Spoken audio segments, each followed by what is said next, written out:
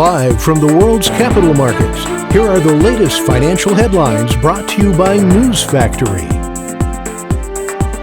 Hello and welcome to Wednesday's financial news. Stay with us for more market headlines. The dollar-yen pair corrected downwards in the last session, falling 0.1%. The ROC is giving a positive signal. The Bitcoin-dollar pair plummeted 2.6% in the last session. The MACD is giving a negative signal.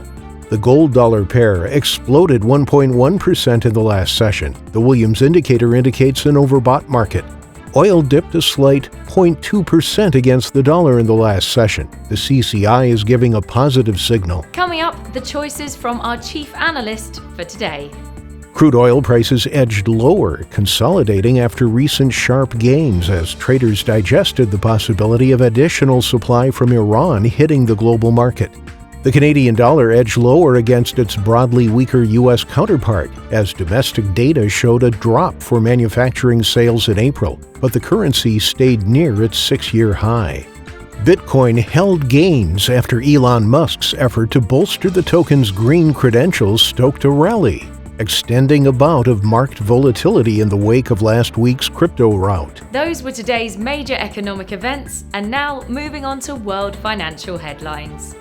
The French business climate in manufacturing will be released at 6:45 GMT, the U.S. MBA mortgage applications at 1100 GMT, the U.S. EIA crude oil stocks change at 1430 GMT. Japan's leading economic index will be released at 500 GMT, Japan's coincident index at 500 GMT, the French consumer confidence at 6:45 GMT. We hope that you've enjoyed Wednesday's market outlook. On behalf of all of us here, we wish you a productive trading day. Be sure to join us tomorrow morning for the latest news and events from the financial markets.